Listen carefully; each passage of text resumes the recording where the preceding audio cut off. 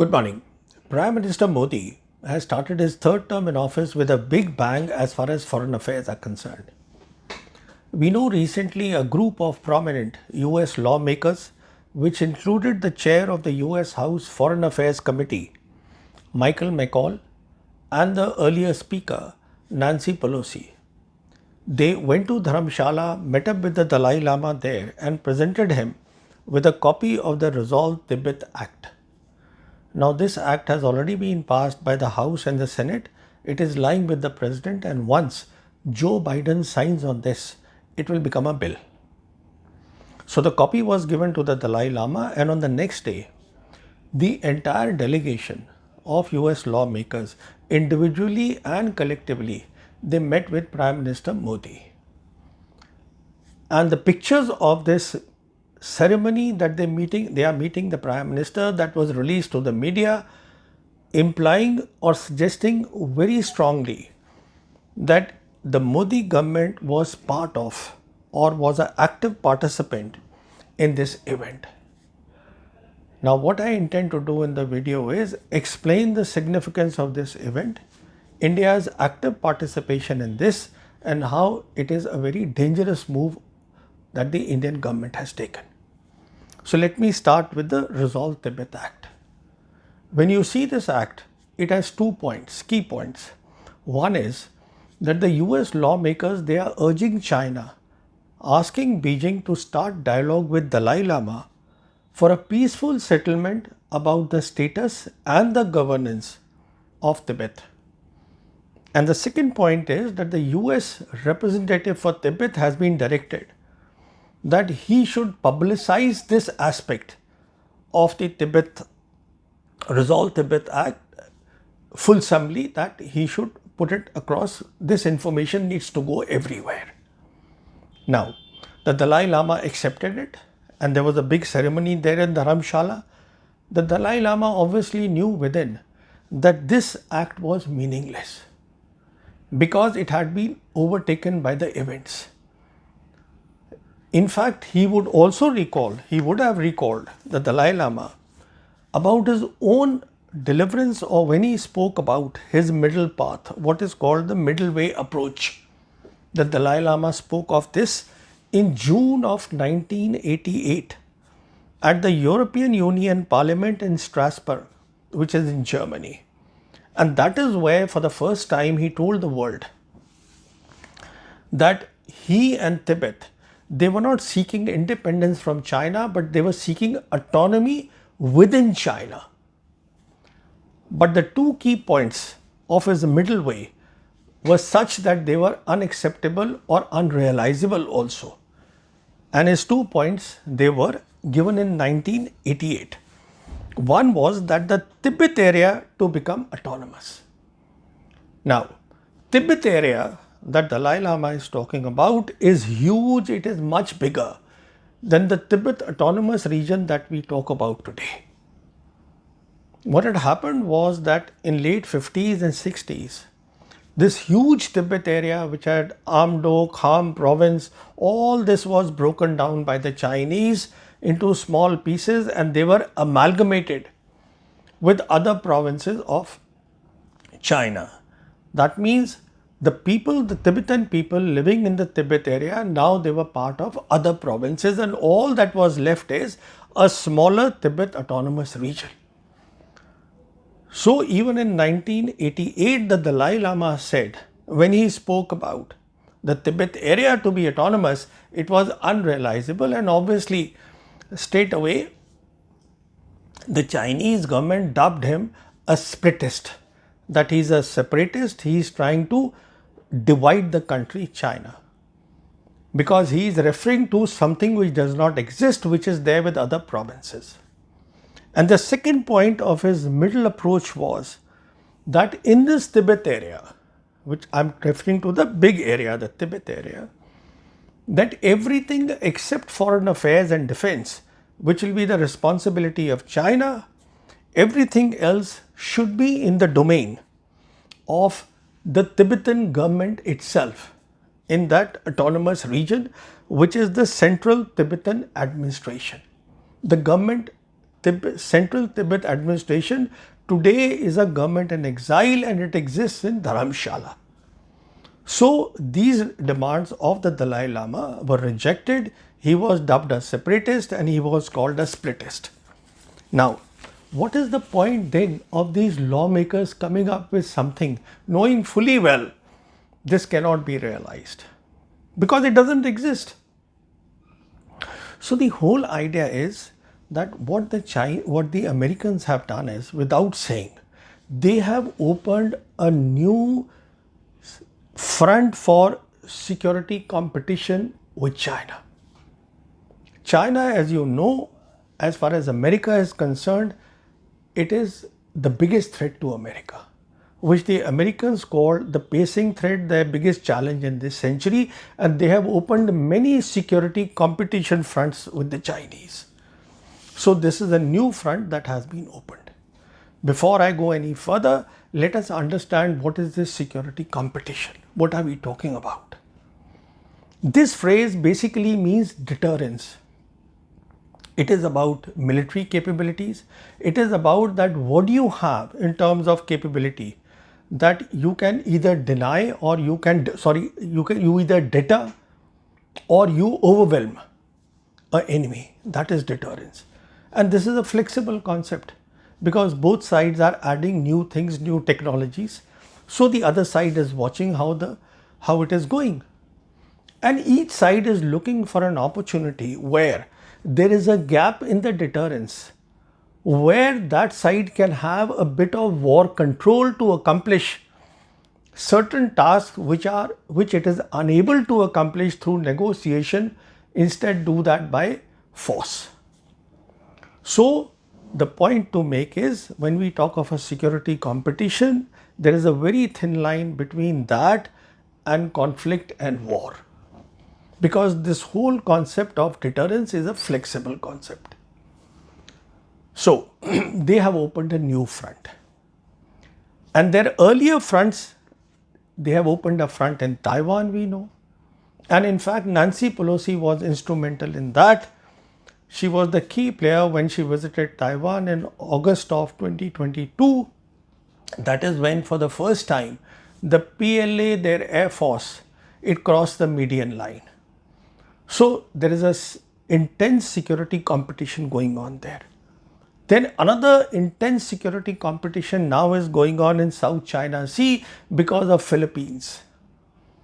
Because of the mutual defense agreement that the Americans have with the Philippines, and Americans have now come up with another acronym which is called SQUAD, which has the three elements of Quad, which is America, Japan and Australia. Instead of India, now they have put Philippines there, because whereas India was a strategic partner and it has an entirely different role to play, a different story altogether, as far as Philippines is concerned, now all these four nations, they have a military alliance. So this is a different ball game, and hence the security competition has intensified there. So now the US lawmakers have opened a third front, and the third front is this Dalai Lama.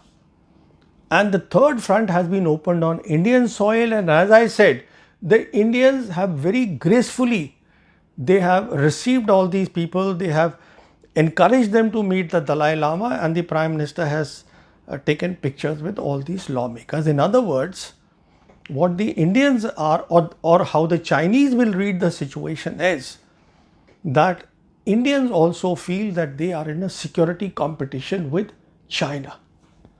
So there are two security competitions now which have happened because of this event.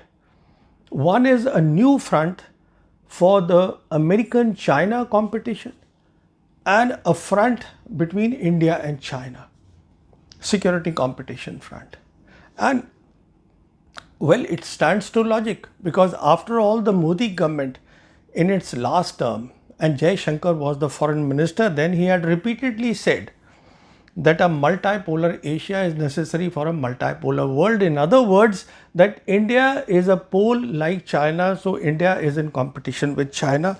So it makes complete sense. But this has implications, because as I said, that we talk of security competition, we talk of deterrence. Here the meaning is entirely different from the meaning what is there between America and China, because they both are peer military competitors.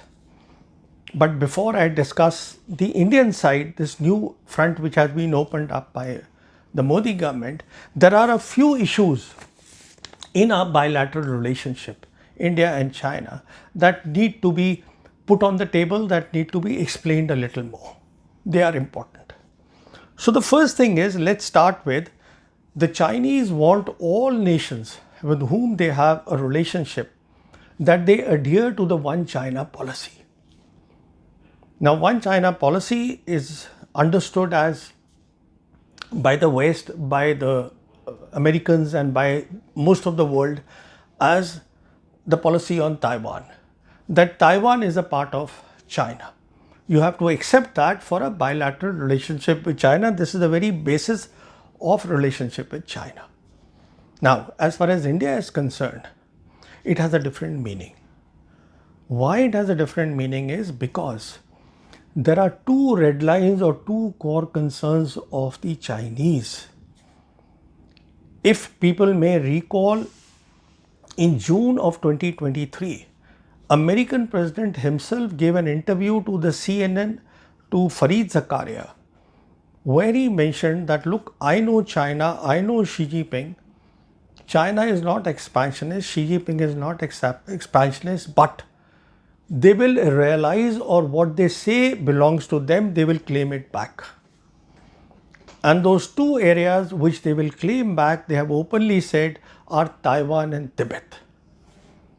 So as far as India is concerned, One China policy, when they talk of that, they are referring to Tibet. That you accept this is the basis of our cooperation, that Tibet is a part of China. Now with this, let me just run through all the a couple of key milestones. They are important to our discussion. The first one is as early as the Shimla Agreement of 1914. Now this was signed this had three representatives, one of British India, then Tibetan and Chinese. Because in 1914 the situation was that between China and Tibet is a huge landmark. You see, when you talk of that Tibet area, it's huge. So whichever was superior or whichever was militarily better would be sort of the bigger power. And this is how it went on at that time. So the British India representative, McMahan, he got the representative of both Tibet as well as China to the table in Shimla. Now, what happened there was that the McMahan Line was drawn. And as far as the signing and the ratification was concerned of this agreement, it was only done by British India and by Tibet representative. The Chinese representative did not do it. He initialed, but he never signed, and China never ratified this. And a big objection to that, which was not spelt out at that time, was that they had reservation or they were not happy with how this line was drawn, because it was dividing the outer and inner Tibet.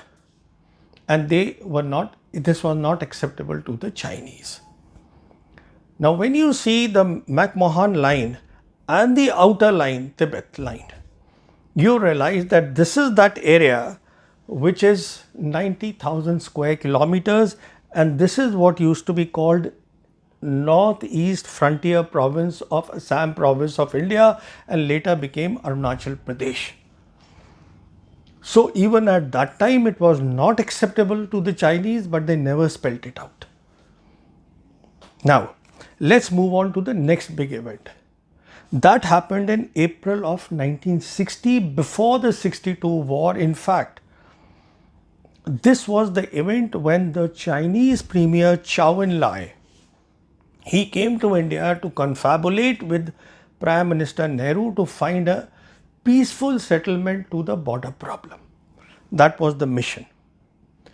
And what he put on the table was a very simple thing. He said, Karakoram range, this is for China, and if you accept that this is for China, then the Chinese were willing to accept the McMahan Line, which they had not signed or ratified, as the de facto, not the de jure border with India. This was the deal that they put on the table. Now, interestingly, Prime Minister Nehru, while he was talking with Chow and Lai, he came out of the room to discuss this aspect with his diplomats, his top foreign policy experts. And he asked them, he says, look, Chow and Lai is talking of a watershed principle. Now, when you look at Kunun Range, which is far east to the Karakoram Range, and you look at Karakoram Range, they both are watershed. So, why is it that we should insist on not accepting Karakoram and we should want Kunun Range?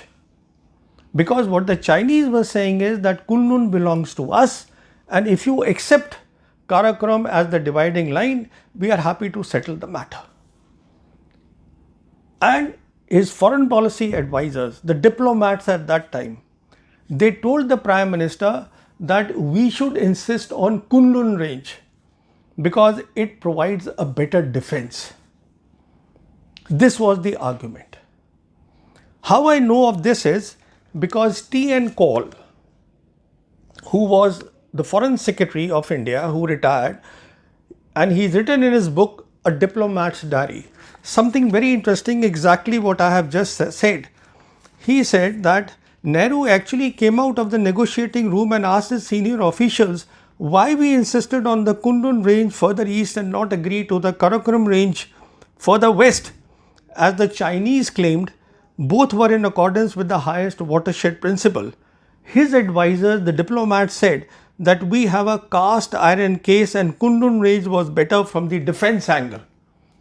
In other words, please remember here that this was a part of a discussion, that India insisted of the Kunun Range. It was not that India was in occupation of Kunun Range at that time. India had nothing to do with Kunun Range. And between these two ranges, Kunun Range and Karakoram Range, lies Aksai Chin.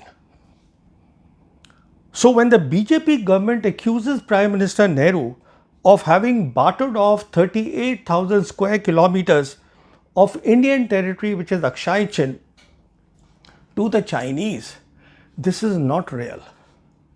This is a lie. Because nothing was given to the Chinese at all.